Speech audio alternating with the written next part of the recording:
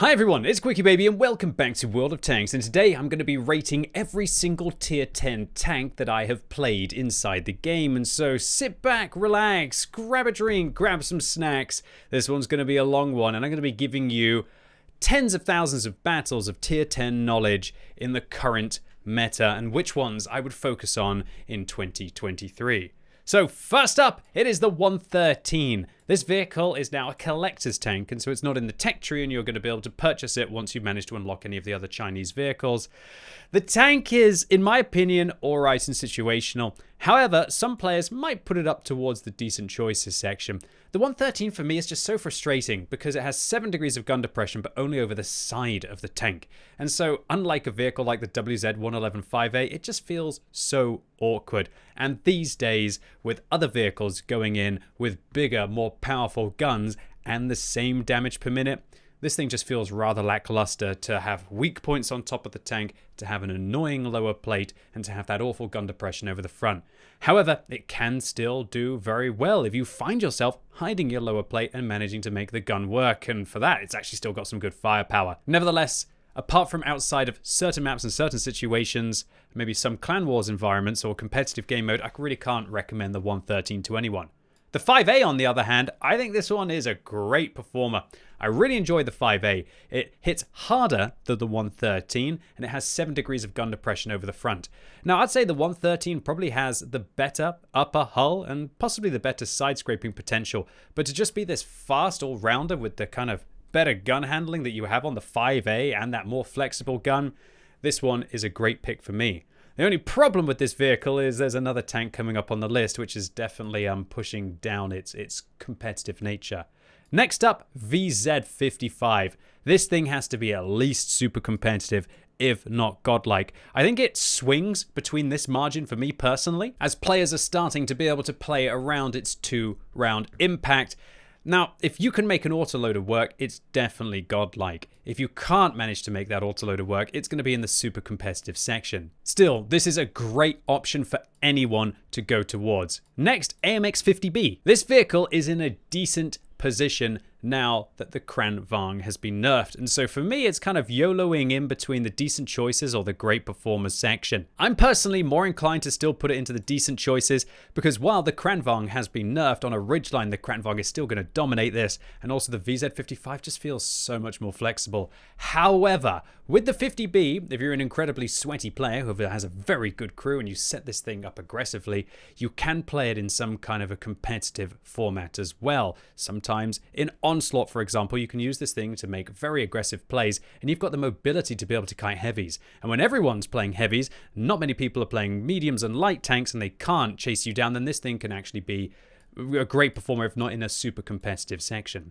Next up, the AMX M454. This vehicle has probably gone from the avoid or the I hate it section to godlike. This is the most competitive tier 10 heavy tank in the game right now that you can be able to get your hands on in a tech tree. Wargaming buffed the living daylights out of this vehicle, so much so that 2 weeks or was about a month later they actually had to nerf it, reducing its hit points and its top speed. But in my opinion, it's still not enough. And that's why the AMX M454 is still sitting with a 52.47% win ratio, over nearly 2%, nearly 2.5% better than any other vehicle with regards to average win ratio. And that's because it's got this laser pointer of a gun, super accurate with 560 alpha, 8 degrees of gun depression is enough, super thick armor that just always seems to have a chance of bouncing from the front, although it's not 100% dependable, and players still haven't quite figured out that you can actually shoot this thing straight through the mantlet. And this is one of my biggest tips for shooting this thing, is that you basically have to just load gold, unfortunately, and then you actually have like a pretty good chance when it's trying to crest a ridge and hide its weak points of nailing it. So just shoot just to the left of the gun, or just to the right if you can, if you can't see those weak points. Because quite often AMX M454s are trying to hide them, so just shoot gold. Just shoot gold. That's really the tactic. And obviously, when that's the tactic on a tank like this, yeah, it has to go straight into the godlike section. Next up, the Panzer VII. This one is going in the avoid section if I was doing a serious rating, but I'm putting it in the I hate it section. I hate this tank. It's just got a horrible weak point on the side that just renders it not very fun at all. The Panzer 7 is this super awkward tank that everybody can manage to just nail it in this weak point that becomes very apparent, especially with the new modeling and the outlines that have gone into the game. What's the point of having a heavy tank that's meant to be able to side scrape that has this huge weak point on the side that all tier 8s can be able to handle? Now, don't get me wrong, I want tanks to have weak points, and I don't want everything to be a god tier side scraper. But when you have bad DPM, not the best gun handling, definitely not the best mobility, not the best durability, to add on to this horrible weak point in the side, I hate this tank. Another reason to also load this vehicle is that for some reason, so many shots seem to be going straight towards the left of the mantlet here. It just seems to catch shells in the turret as well. Hate the Panzer 7. Next up, let's talk about the mouse. I absolutely love this vehicle. And look, for a lot of players, it will go into the decent choices or great performers, but I'm putting it in the super competitive section because this is about as fun as a tank can get in the game. Do you know what's even funnier about this vehicle is that its win ratio is just below that of a VZ55 and better than a lot of other vehicles that many people think are probably more competitive than the mouse. This thing, once you get vents, turbo and durability, or maybe you could use durability with a gun rammer and a turbo on this tank, it's fast enough to be able to get around. And with controlled aggressive play, while you've still got those hit points to be able to spend, you will really surprise your opponents. And these days, with the game getting faster and faster and faster, quite often it's about making that aggressive push. And this thing, with the hit points of almost 2 tier 10 vehicles, fairer to say 2 tier 9 vehicles, is kind of the equivalent of a platoon. All you need to do is make sure you're never getting isolated against multiple tanks, or hopefully pushing through with some allies, and I love the mouse. I would recommend this for everyone. Next up, the E100. It pains me to do this, but while the E100 was my first tier 10 tank, it's either going in decent choices or alright situational. I'll probably put it in the decent choices, purely because maybe I'm a little bit biased here. This vehicle is nice with regards to its alpha damage. 750 alpha damage. However, what sucks about it is that its turret just gets penned by gold as soon as you point your gun towards your opponents, and even sometimes when you don't point your gun towards your opponents. And for that, I could never really recommend this. If you have one of the E100s in your garage and you want to try and make it more competitive, try using the 128mm on this vehicle. And you're going to have to fire a lot of gold, but it actually massively increases the damage per minute. And you can surprise your opponents by now being able to outtrade them. However, it'd still be best to just go for an AMX M454 if you decide to play the tank like that. And so I still use the 150 on this vehicle just for fun. Next up, let's talk about the Rinoceronte. Now look, most players, this is going to be a void or a right situational, purely because the damage per minute is so awful. However, for me, I'm going to put it in the decent choices section. And the reason for this is that once you get all the field mods and you have that improved rate of fire, the 3%, if you're having a good crew, which hopefully you do because it's a tier 10 tank, and maybe even using a premium consumable, its damage per minute is manageable. And I actually ended up getting very good win ratios and quite respectable combines in this tank because it's got 490 alpha damage. In 3 rounds, it can do 1,470 damage within 8 seconds of the first shot. This is very substantial amounts of damage we're talking about here.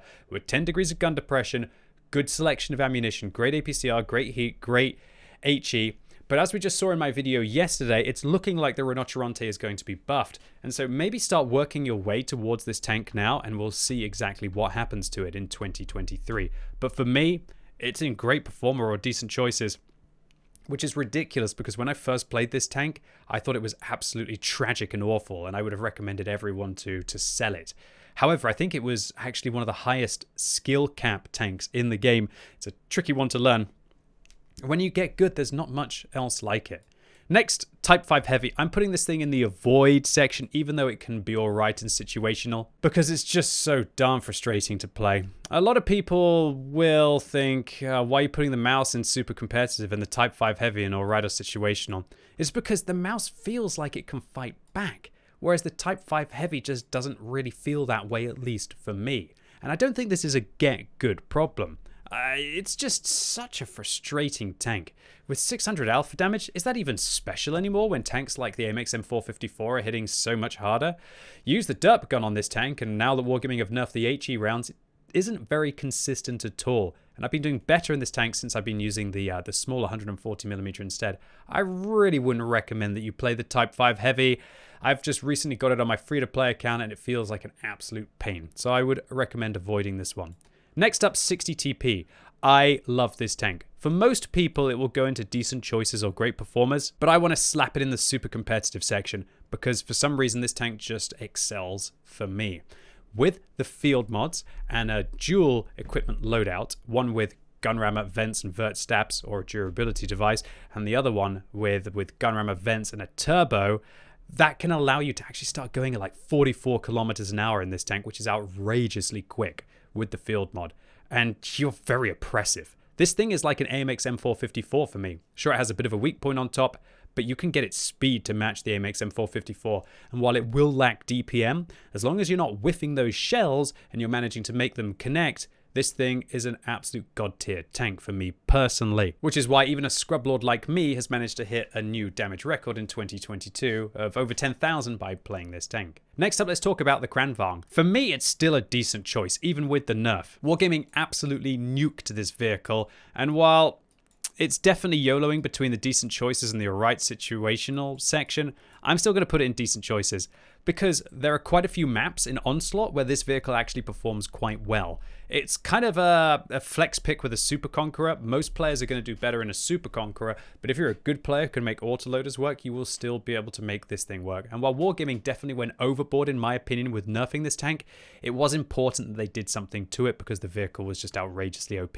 I think they did a little bit too much though, and I wouldn't be surprised if maybe they give it just a little bit of its DPM or its accuracy or its reverse speed back.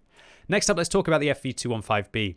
So this is ridiculous because this is the highest damage per minute on any heavy tank inside the game. Once you get the field mod on this thing, it gets actually the autoloading field mod, the same one that you get on the T57 Heavy where you can improve the rate of fire. However, on the T57 Heavy, you'll do best with the gun handling. But on this one, considering it doesn't have an autoloader, you should take the rate of fire, right? And that 3% improvement of the rate of fire means that it will have more DPM than a Super Conqueror, but not much else. This one's definitely going in the avoid section. If not, I'm going to put it in the I hate it section because it's like a Panzer 7. A huge weak point on the side, horrible hull, gets set on fire constantly, and that kind of special high DPM just doesn't really feel like it has legs to stand on after you take into account its poor alpha damage. Next up, let's talk about the Super Conqueror, quite similar statistically to the FV215B. Just with 10 degrees of gun depression, spaced armor over the hull, spaced armor over the turret, and yeah, that goes a long way, especially when you've got a front-mounted turret as well, and no weak point on the side. This thing is so much better than the FV215B, it's laughable. I'm going to slap the Super Conqueror into the super competitive section, and that's because this can easily play both in the random queue and also the more competitive versions of World of Tanks. With Onslaught confirmed to be coming up for 2023, I think you should get yourself a Super Conqueror in conjunction with the AMX M454. And when you get on maps where you're going to have to use your gun depression, you pick the Super Conqueror. And when you get on maps where you don't have gun depression, you're going to pick the AMX M454. But when you're playing on the random queue, this thing's got DPM, it's got great ammunition, it's got great flexibility now with intuition. It's just a great tank. Next up, the Chieftain. This thing for me is going into the godlike section. And the reason for that is it's just so damn fast and so damn oppressive on a ridgeline. It's like a Super Conqueror that just goes quicker with higher alpha damage. And accordingly, there's a reason why it has the second highest win ratio of any of the tier 10 tanks. Now, of course, that will be down to the fact that the kinds of players that have it will be the better players. And so these statistics are skewed. However, for anyone who does play a Chieftain, I think there's probably a reason why you're picking this one if it comes down to the most super sweaty competitive game modes of World of Tanks. Next up, M5Y. This is an alright situational or even a decent choices section. The M5Y is not bad, but again, it's just not good. I really wouldn't recommend getting this. And the reason is because it's got a horrible side turret and low alpha damage. Its crew constantly seems to be getting knocked out because of its small form factor, and it's a very expensive tank to play as well because you have to load a lot of heat, and your lower alpha damage, which still seems to be charged at full price, definitely eats into the economy of this tank. I'm going to put it in the alright situational section. Maybe some of you weirdos out there would like to play it. I recently 3-marked this vehicle just a few days ago now. And while I know that doesn't prove like mastery of a vehicle or anything, I did end up getting some pretty chunky games. So it's It's a decent enough tank, but I think there are far better vehicles that you could be able to get your hands on. Next, T-57 Heavy. It really pains me to do this, but again, I'm going to put this in the alright situational section. And that's because while it can dump out big damage magazines, it's got some of the highest damage per minute possible in World of Tanks with 1,600 damage within 6 seconds of the first shot. It's just so hard to be able to find consistent situations to do well. This tank, I do a lot of damage, but I actually get a very bad win ratio with. And I think that's because you can just never really fully commit to a situation until the enemies, more often, start to win the battle and then play more loosely with their hit points. Really wouldn't recommend the T-57 Heavy. The Kranvang is still the better choice. The 50B is still by far the better choice. Don't get this one unless you just want to not care and just do a big burst of damage. Next up, T-110E5. I'm going to put this one in the decent choices section. I think it's better than the M5Y purely for the raw firepower of the tank. And it is an unapologetic tank with regards to that. Great AP, great heat, and it just wants to just do as much to you as possible. The best thing about the T-110E5 is the fact that it has this super boat-shaped hull over the side. And so accordingly, what not a lot of people realize is that you can over-angle this tank like this. And that looks like, oh, where am I going to shoot? Well, I'm going to shoot its side. And then quite often people ricochet. So over-angle the side armor of the T-110E5, pretty much like this, and bait your opponents into making a mistake down the side of your hull. And just keep that weak point moving, baby, and you should be okay. Still, it's not going to be the one that I recommend. You got to get the Amex M454 first, but you could still play it. All right, 260. I think this thing is still super competitive purely because it's just outrageously quick. However, it is starting to perform worse these days as it hasn't been buffed in a while and lots of other vehicles are getting buffs. I'm looking at you, MX M454. Still, if you suck in the Object 260, you are doing something wrong. APCR rounds are standard, decent heat rounds, very nice heat rounds actually, and good frontal hull armor. And it is probably the fastest heavy tank in the game along with the AMX 50B. How can you really go wrong? Next up, the Object 705A. I'm going to put this one into the avoid section, but let me say that if you just want something slow with a half okay alpha damage gun, that it'll probably go up in a right situational. It's going to go in the avoid for me. This tank just feels so darn frustrating because it's this one-trick pony. While the Object 705A is this god-tier side-scraping behemoth that really your opponents just can't do anything against now that Wargaming have nerfed the HE rounds. I mean, look at this thing. This is against AP from the side, and then this will be against heat from the side. Good blooming luck. But that's not enough. It's not enough to just get into this situation where you can go, all right, come at me, bruh. Because 50% of the time, your team is going to lose the other flank, and unless you win yours, you're not going to win the game. And then for that, you have this incredibly frustrating .44 base accuracy with not the best gun handling, and okay mobility, but not the best mobility. I hate this tank. I just can't seem to make it work, and I just seem to hold my flank, but my team crumbles on the other one. And for that, it frustrates me. But if you're a very defensive player, this one might be able to work out for you. Next, the 277. I'm just going to slap it in between the decent choices or great performance section. This is such a friendly tank to play. 5.5 degrees of gun depression is not great, but its standard pen is great. Its heat pen is great. Its alpha damage is awesome at 490. Just hold down your W key. Use your crazy mobility. Go and push some medium tank flanks, and then get behind the heavies and just start farming them up. This thing is such an easy meta vehicle to play. It's very new player friendly and you really can't go wrong with it. Get yourself a 277 as one of your first vehicles in World of Tanks. All right, now let's talk about the 279E. I mean, it's got to go up into the godlike section. This thing is so brokenly OP, it's not even funny. All you have to do in a 279E is just tilt your armor upwards. I see so many people playing the 279E badly. They kind of like think, oh, I'm going to angle my armor like this, and then I just shoot here. No, what you want to do is you want to find a little ridge and go like this. And then, yeah, good blooming luck. Maybe your opponents will be able to hit like the beak there. It's very unusual that you're pointing it up like that. It's more like that. Maybe your opponents will hit the beak, get a little bit fortunate like that. If they can manage to go through there, well, then all the power to them. Just bait them, hide your cupolas, and then just keep slapping them. What's insane about this tank is it just has really good damage per minute, good accuracy, and very nice gun handling. And while it doesn't have the gun depression, its mobility is not great, it's very durable with its hit points as well. And that's why this vehicle is packing the highest win ratio of any of the tier 10 heavy tanks. It's just so broken OP. There's no reason for this vehicle to be so good. Wargaming, if anyone listens to me, why would you give the best players the best tanks? So stupid. Give them like funky, mediocre tanks and they'll still do well with them because they're great players. Just stupid. All right. ST2. This one's going in the alright situational or decent choices section. It's really fun to be able to deliver those two big blows. 880 alpha damage is very special, but it just feels so clunky to be able to deliver it. It's not a bad tank. It's fun to have that double barrel action, but the only players that are going to do well are usually the above average players who can handle two barrels at the same time. If you're not a confident player or you're just beginning your World of Tanks journey, I would thoroughly recommend you avoid the ST2 because while you might think two barrels is exciting, usually you can end up getting yourself in too much of a problem. All right, now let's talk about the 780. This thing is going to go into the great performance section for me. It's just such a consistent tank. 530 alpha damage feels really nice. It doesn't have the best DPM, but what it does have is really good accuracy and really good standard pen as well. And this is just a solid vehicle. Its armor sometimes works, sometimes doesn't work. You really can't go wrong with a vehicle that's fast like this. The only thing that I don't like is that it only has 3 crew members, which means that you don't have a dedicated loader, which could get really awkward if Wargaming implement their crew changes into 2023.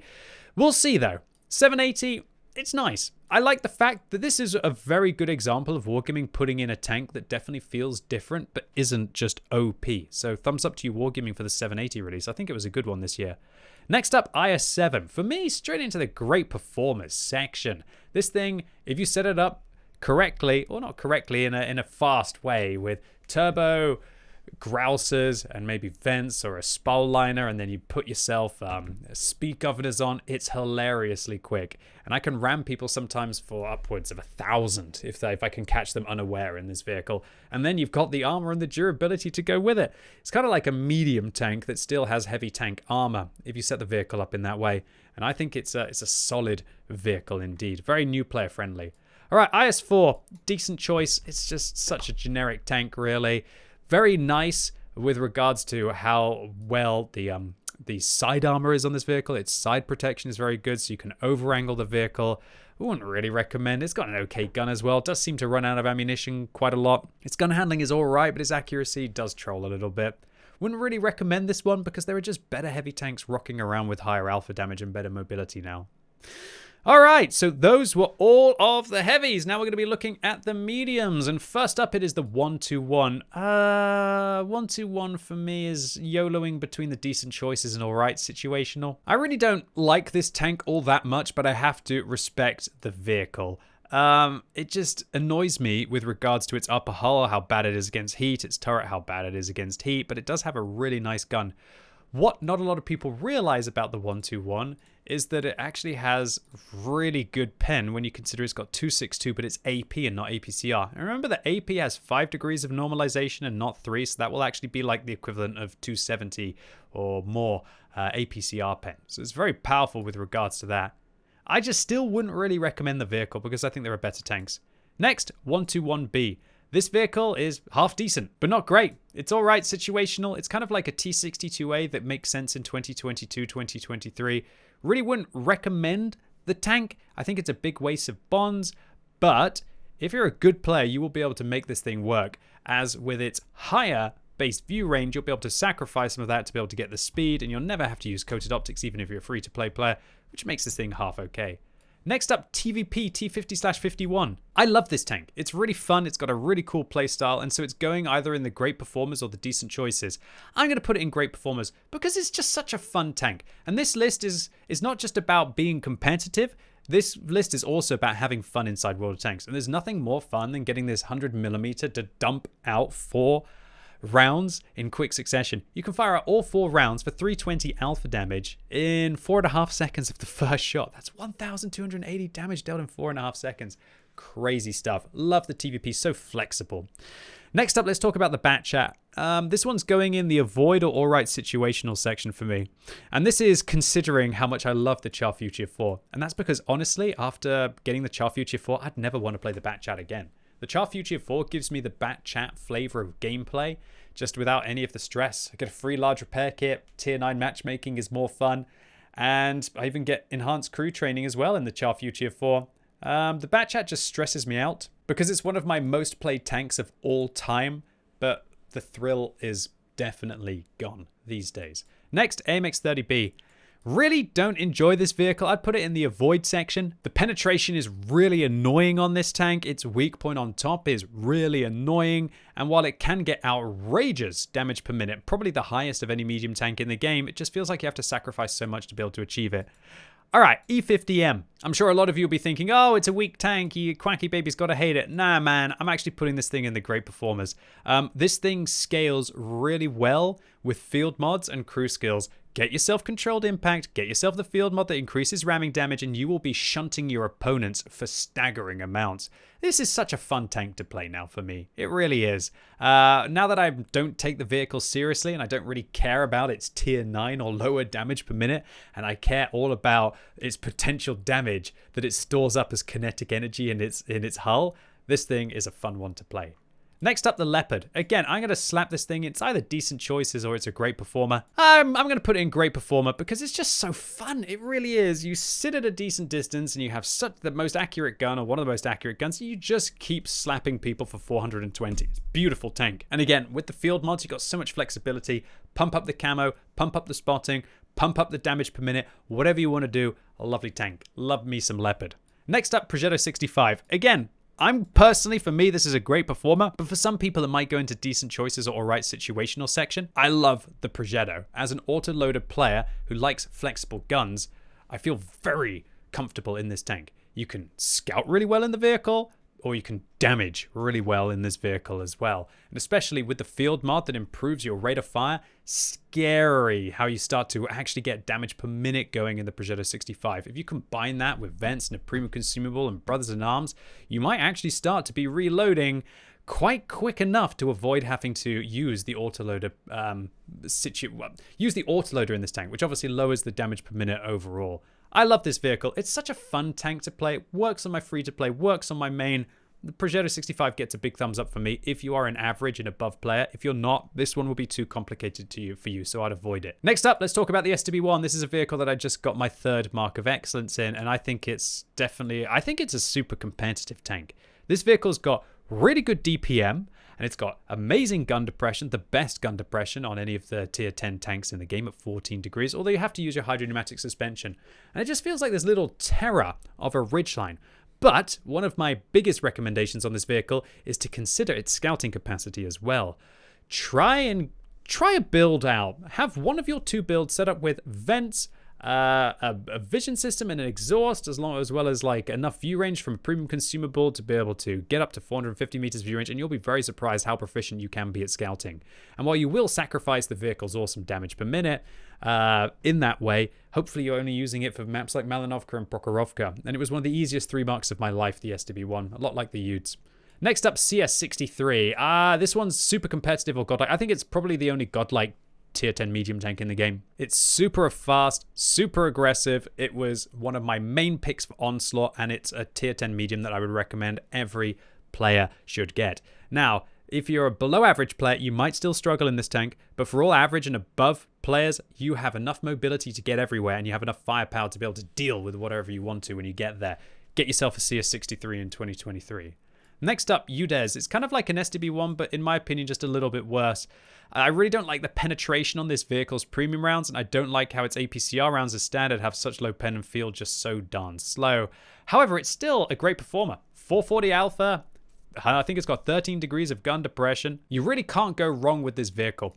And another thing to think about is, just like with the STB1, it's actually got one of the best camo ratings in the game. So get yourself a scouting build on this vehicle as well, and you will tear up Malinovka and Prokhorovka. And go watch my masterclass video, which I released this year, if you want to know everything there is to know about this vehicle. Next up, Centurion Action 10.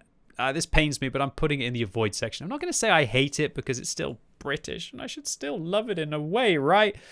But it's just so disappointing. The turret slanted forehead of the vehicle just takes heat rounds constantly, and you just can't really angle it enough. The turret does well against AP and APCR when you're using a bit of your gun depression, but otherwise it doesn't. It's got a horrible hull, and its gun, it just doesn't really feel that special. This one needs a big buff in 2023 Wargaming. Just give it something, a reason to play it, because at the moment, yeah, it's got the third worst win ratio. It's actually got the worst win ratio of any tank that is it's still in a tech tree. So this one needs some serious love. Next up, M48. It's either a decent choice or a great performer. I like this tank a lot. It's my most played vehicle, so I'm going to personally put it in the great performer section. That's because it's just this big, tubby, medium tank with decent turret armor, decent over-angled side armor, a lot like the E5 that can just get around and be able to clap out. Go for it. Have some fun. Blow off some steam. Get the field mod. Set it up for a little bit of mobility as well with a turbo and the field mod that increases its top speed.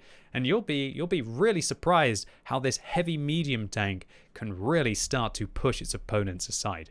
Next up, M60. This one's more alright situational. I'm going to put it in the alright situational section. I wouldn't ever recommend that you spend bonds on this vehicle. The 121B is better, but the M60 kind of feels like it has more of a soul. The 121B, it's just really lame when I think about it, because it's just like a T62A meets a 121.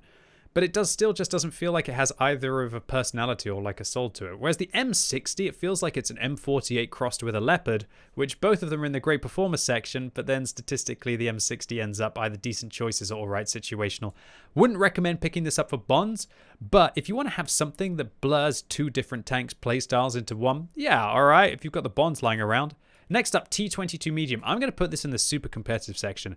This vehicle is incredible. It has diamond-shaped hull armor, which is kind of like this. I guess I could just show you. Like, I've got these tools, and here I am trying to use my hands like a complete boomer, right? This hull here, as you can see, QuickyBaby hand-shaped or diamond-shaped, very slanted, means that you can just angle like this. And it's very challenging for your opponents if you're going forwards and backwards to hit this plate reliably. And if they track you, well, that doesn't matter, because hopefully using a durability device, you've got yourself a very good repair crew and you just keep going. From that, you just grind them down. And while it doesn't have the best soft stats in other areas, its view range means that it can still spot, and its mobility with a great power to weight ratio allows it to get around. Love me some T22 medium, an incredible tank and packing one of my best win ratios. Next up, K91. This was the vehicle that spawned my masterclass series, and I still think it's a great performer. How can you not love a vehicle that can get 40% camo while it's moving, which also has some of the best damage per minute and 1,700 meters a second shell velocity, which you could probably just auto aim at your opponents and still hit most of the times. If you're a very good player, I thoroughly recommend check out my masterclass video on the K91 and go and give it a go, because you'll be very surprised at how brutal this vehicle can be if you can play the camo meta. Next up is the 430, and I still think this is a great performer, and so it's going in there. I really can't see how anyone can suck in the 430U. It's got great hull, it's got a great 440 alpha gun, decent penetration. You just basically play as if you're a heavy tank. It's a lot like a 113 or a 5A, but it's just got better camo to boot. Well, it doesn't have the gun depression of the 5A. It's got better all-round armor apart from that. Not as many hit points, though, so watch out for that. I love myself the 430U, and you really can't go wrong with it. Next up, T62A. I'm not going to put this in the I hate it section because it's the original tier 10 medium.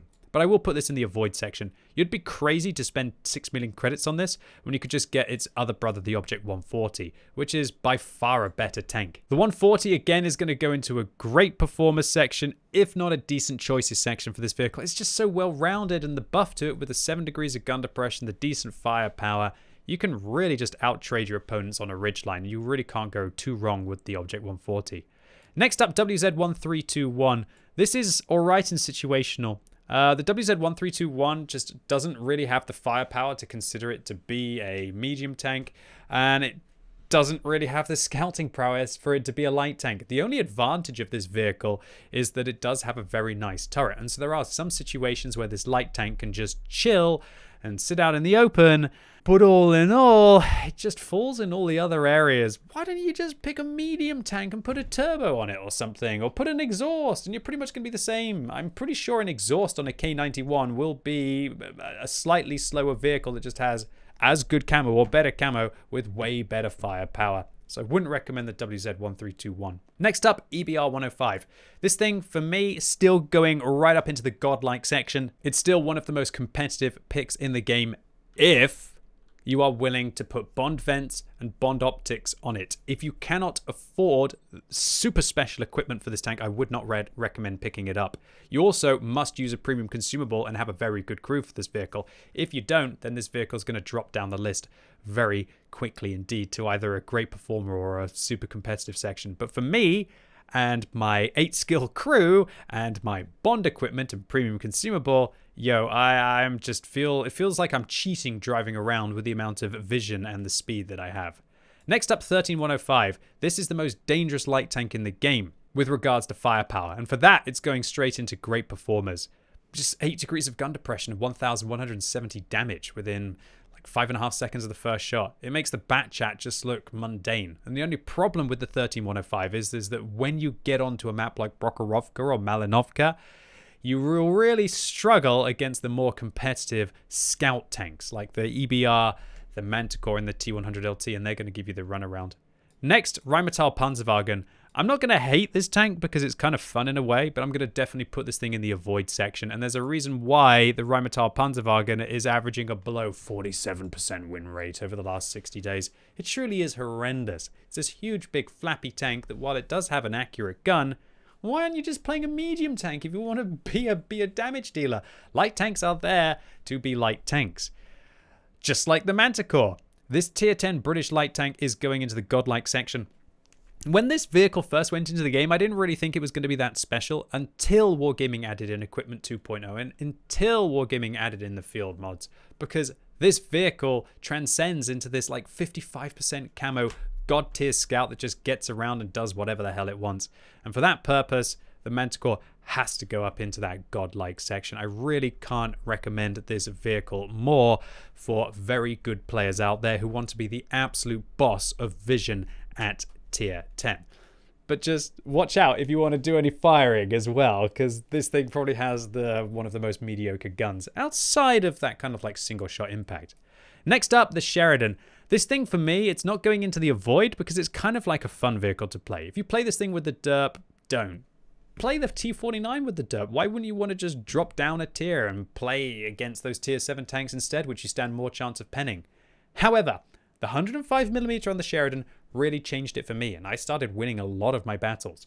Because while I'm never going to be as good as a Manticore and an EBR or T100LT with scouting, I could quite often end up on damage maps and kind of make myself a little bit of a brutal hybrid of a medium tank and a light tank with regards to that. I still wouldn't recommend this vehicle. But for me, I want to put in decent choices, but I'm going to put it in the alright situation instead. It's definitely got a lot of flavor and a lot of soul, this one. Next up, T100LT. This is going into the super competitive section for me. It's one of the best light tanks. It's kind of like this hybrid. It can still do some damage as well as also still be very good at scouting, but it just lags behind the EBR and the Manticore with regards to their scouting potential. The T100LT can still be very much godlike, especially on a Prokhorovka map, but it's slightly lower view range than the Manticore, and its worse camo rating just seems to hold the vehicle back a little bit, and it does make this thing suffer compared to the other two godlike light tanks. So next up, let's talk about the 113 GFT as we waltz into the tank destroyer section of this rating guide.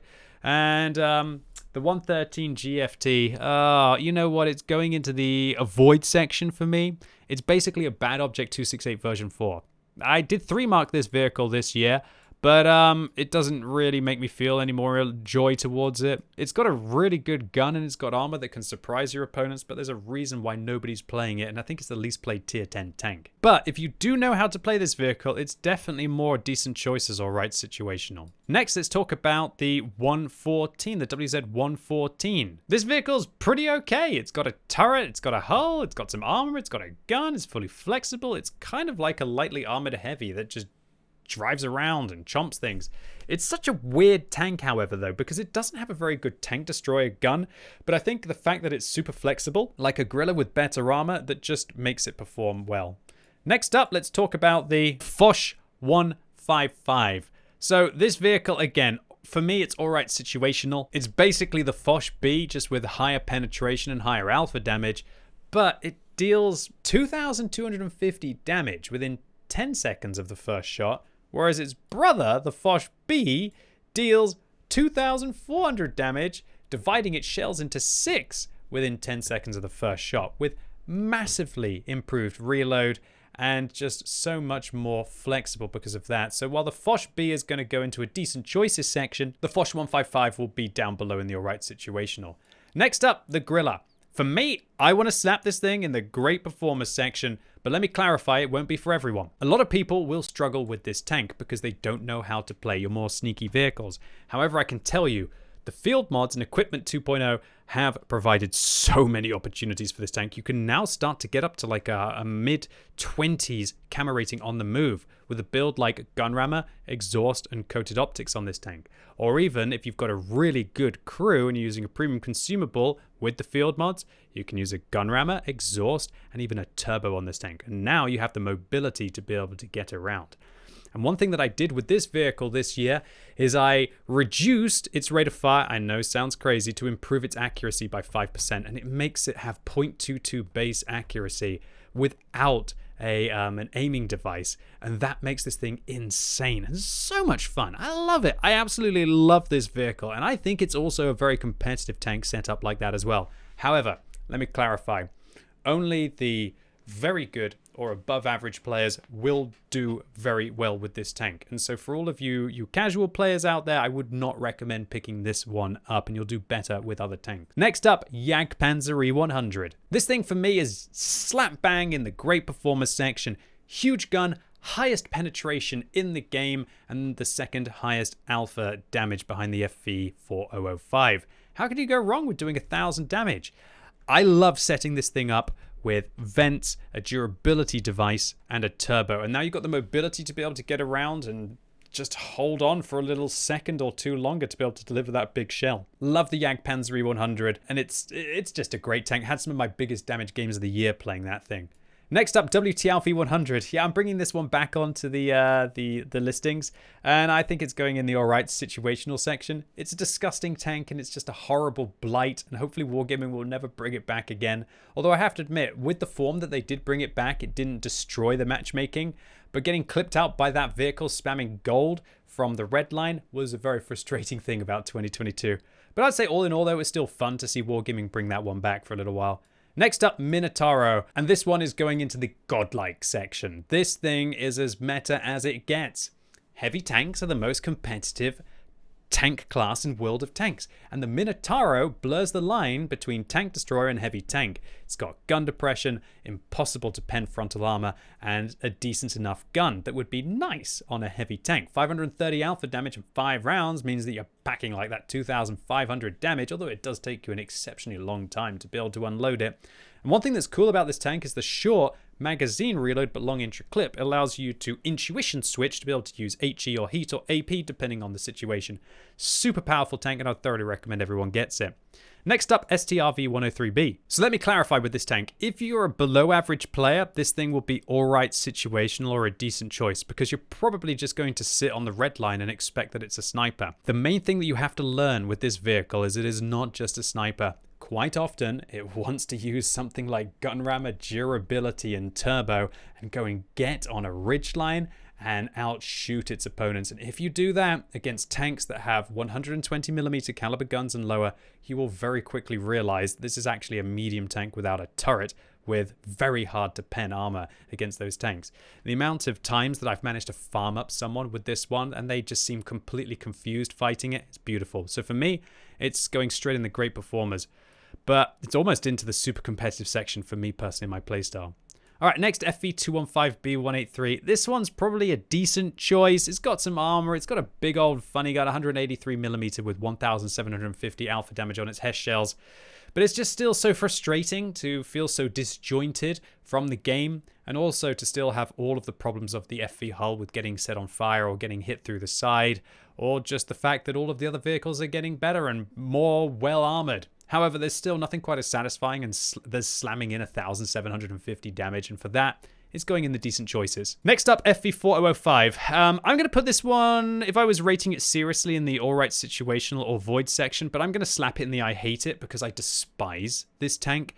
I really feel like I have to be so passive and so ambush orientated that I might as well be a spectator in a game that I'm meant to be playing. I detest this vehicle. I hate the fact that it's got this big old fat head and it just gets hit by HE constantly. And with the intuition change, everybody fires HE at this thing. If you don't have intuition, what are you blooming doing? You got better crew skills to put them in? Just get yourself some intuition, switch out those HE shells, and just dump this thing and it will wince. Next up, let's talk about the Badger. This one for me is going into the super competitive section. If you're a good player and you're willing to min-max this thing with bond equipment. If you're not, it'll probably be going in the great performers section or even decent choices. For me, as somebody who min-maxes in areas which should be exploited, Badger goes straight into super competitive. Dude, how can you go wrong with 4,800 DPM? Very, very, very, very good hull armor and enough speed to be able to use it. This thing is a terror of the battlefield. However, if you are a casual player who doesn't want to put bond equipment on, who doesn't want to use premium consumables and wants to have something that's a little bit more friendly, look no further than the T110E3. This thing is a great performer and is super simple to play. You really can't go wrong with the T110E3. So again, for the casual players, the E3 will be better than the Badger, but for the advanced players, the Badger will be better than the E3. Next up, let's talk about the T110E4. This one, it's probably going in the alright situational or the decent choices section. Kind of pains me because the T110E4 back in the day used to be such a fun tank to play. However, now everything else has just got better and this vehicle just seems to just sit there and chill. Accordingly, I would thoroughly recommend that you think about getting a real heavy tank like the AMX M454 or a real tank destroyer like the T110E3 rather than getting this like pseudo hybrid that doesn't do the best of both worlds at all. Next, the 268 version 5. You know what? This thing is a decent choice for me. It was released this year, and it's not a great tank, but it's not a bad tank. It has a fully traversable turret and access to really good ammunition, but it doesn't have the best of armor, and it doesn't have the best of damage per minute either. If it did, it would be up the list, but it doesn't. And you know what? Thumbs up to Wargaming for putting in a vehicle that is good, but not completely overpowered. And yeah, for that, thumbs up from me. I think Wargaming have done a really good job with the 780 and a really good job with the 268 version 5 to put in vehicles that are just not outrageously OP, that gives us whales something to spend our hard-earned currency on without still breaking the game. Next up, 268 version 4. This thing is going between the super competitive and godlike section. Godlike, I think. It's still so easy to play. It's the best of both. It's a tank destroyer and a heavy tank that just blurs the lines between those classes, and it just can do whatever it wants. Set it up with pretty much most kinds of equipment, hold down your W key, outtrade your opponents, laugh as they continue to bounce off you, and then hit them harder than most heavy tanks will hit you, and dump in your damage in aggressive form with higher than heavy tank penetration on its standard rounds and on its premium rounds. You really can't go wrong with a 268 version 4. It's definitely one of my recommended picks. Next, Object 268. This thing is going into the alright situational section. It's not a great tank. It's not a bad tank. It's got really good ammunition, really good AP, really good heat, really good HE, and it's also pretty accurate. And with the field mods, it does get better. However, it still just doesn't really have the armor, and it doesn't get enough firepower to sacrifice the armor to be able to gain the mobility that the tank has. I really wouldn't recommend the 268, but again, you can't go too wrong with it. All right, so next up, bit of a controversial one here. Now I'm going to focus on artillery. Batchat 15558, yeah, probably in the all right situational. The problem with this tank is that it just has such a long intraclip reload on its autoloader that it takes you 20 seconds to be able to unload and then 40 seconds to reload, and so you're just constantly being a spectator. However, situationally, this tank is amazing because you might have a sandwich, and if you have a sandwich and you want to eat the sandwich, you can just play one-handed, but then you've even got 40 seconds if you need to go like two-handed sandwich as well. And it's really, really useful when you stream like me for sometimes 12 hours to be able to pick a tank that you can just pretty much go AFK with for 40 seconds. So wonderful. Would recommend the Batchat 15558 for sandwiches. Next up, GWE 100. Yeah, whatever. It's probably one of the weaker self-propelled guns, but it does have some armor to be able to go along with it. GWE 100 probably in the avoid. It's kind of like this mix match. It has this pretty nice trajectory, but not a great trajectory. It's fairly accurate, but not incredibly accurate. It's kind of like the jack of all trades, and while the armor can be useful at taking an artillery shell or surprising some light tanks if they try to ram you especially, why would they do that though? yeah, you can see that I'm really trying to kind of scrape anything that I possibly can to say good about this tank, and for that I'd probably recommend avoiding it. Next, Conqueror gun carriage. Again, it's investing everything into a single shell, and since the artilleries were nerfed, this one suffered the most. Before the artillery nerf, I'd say this one was actually probably the most competitive self-propelled gun, but now I'd probably put it in the avoid section because it just has such a long reload, and its shell travel time is so long that unless you're engaging stationary targets or you have amazing perception as to how your opponents are going to move, this thing's really hard to be able to land those shots in. Next up, T92. This one for me is going in the alright situational section because it's just a big old hitting gun. And once you've got the field mods on it, and am I admitting shame here that I'm starting to get field mods because I play artillery when I eat sandwiches on stream, as you can see. And this one also gets a good sandwich rating because it's actually got quite a long reload. And so you can spend a long time munching in between your shells. But yeah, the T92, it actually hits very hard. And it's got some pretty good AP rounds, although I wouldn't really recommend using them. You're still best to use the high explosive rounds and the higher damaging HE rounds. And yeah, T92, it will clap. And you can still have some big games. Next up, Object 261. And this one, for me, will go into the decent choices section. This is, by far, in my opinion, the best self-propelled gun at tier 10 in the game, because it has a good rate of fire, which allows you to be able to get rid of your opponent's medkits, and then after you've got rid of their medkits, that means that your persistent stuns will remain, and that will allow you to be able to get those juicy, tasty, stunning points, which will help you with your marks of excellence and will also really annoy your opponents. The other self-propelled guns just take too long to layer in multiple stuns. This one can definitely do so. And it's also got great mobility, great accuracy, all of these aspects. The only thing that sucks about the Object 261 is its gun trajectory is very short or narrow. It's not very tall, and so it's hard to be able to shoot over objects. And so it does do quite poorly on certain maps where you'd want to have a bit more of a shell trajectory to try and dump your shells in. But this one is by far, in my opinion, the best tier 10 self-propelled gun. So, ladies and gentlemen, boys and girls, that was it. That was QuickyBaby rating every single tier 10 tank and also self-propelled gun that I have played in World of Tanks. I really hope that this list is useful for you. I probably just gave you like 10 or 20,000 games worth of experience in World of Tanks, and considering how long it takes to be able to grind up to be able to get these vehicles, yeah, I really hope this list was useful for you. If it was and you enjoyed it, give the video a thumbs up. If you hated it, give it a thumbs down. And I'd like to once again clarify that this is my opinion on all of these vehicles. And remember that certain tanks, they can go up and down depending on how good you are as a player. And let me know in the comments what you think about my godlike list here. Do you think any of the vehicles deserve to be on that? Do you think any of the vehicles don't deserve to be on that? And after you've seen this list, what vehicle are you going to try and grind for next? And maybe apply those Christmas discounts too. And as always, thank you so much for watching. You've been epic, and hopefully I'll see you soon.